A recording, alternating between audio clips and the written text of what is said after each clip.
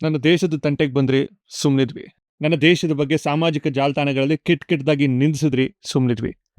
ಆದರೆ ಮೊನ್ನೆ ಪಹಲ್ಗಾಮ್ನಲ್ಲಿ ನನ್ನ ಹೆಣ್ಣು ಮಕ್ಕಳ ಸಿಂಧೂರಕ್ಕೆ ಕೈ ಹಾಕಿ ಅಳಿಸಿದ್ರಲ್ಲ, ಇದನ್ನ ಸೇನೆ ತಡ್ಕೊಳಕ್ಕಾಗಲಿಲ್ಲ, ಭಾರತ ತಡ್ಕೊಳಕ್ಕಾಗಲಿಲ್ಲ, ಭಾರತದ ಪ್ರತಿಯೊಬ್ಬನೂ ಕೂಡ ತಡ್ಕೊಳಕ್ಕಾಗಲಿಲ್ಲ.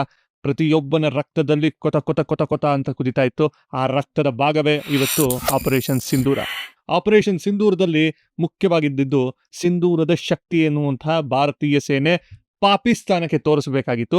ಅದಕ್ಕೋಸ್ಕರ ಪಾಕಿಸ್ತಾನಕ್ಕೆ ನುಗ್ಗಿ 1 ಗಂಟೆ 5 ನಿಮಿಷಕ್ಕೆ ರೀಚ್ ಆದಂಥವರು 25 ನಿಮಿಷಗಳಲ್ಲಿ 120ಕ್ಕೂ ಹೆಚ್ಚು ಉಗ್ರರನ್ನ ಕ್ಲೀನ್ ಸ್ವೈಪ್ ಮಾಡಿದ್ರು. 21 ಉಗ್ರರ ಕ್ಯಾಂಪ್ಗಳನ್ನು ಸುಟ್ಟು ಭಸ್ಮ ಮಾಡಿದ್ರು. ನನ್ನ ತಾಯಿಯ ಸಿಂಧೂರಕ್ಕೆ ಕೈ ಹಾಕಿದ್ರೆ ಏನಾಗುತ್ತೆ ಅನ್ನೋದನ್ನ ನನ್ನ ಸೇನೆ ನಿಮ್ಗೆಲ್ರಿಗೂ ತೋರಿಸ್ಕೊಟ್ಟಿದೆ ಅಂತ ನಾನು ಭಾವಿಸ್ತೀನಿ. ಇನ್ನೊಂದ್ಸಾರಿ ನನ್ನ ದೇಶದ ತಂಟೆಗೆ ಬರೋಕಿನ ಮುಂಚೆ ನನ್ನ ದೇಶದಲ್ಲಿರುವ ಸಿಂಧೂರವನ್ನು ನೋಡಿ ತಿಳ್ಕೊ.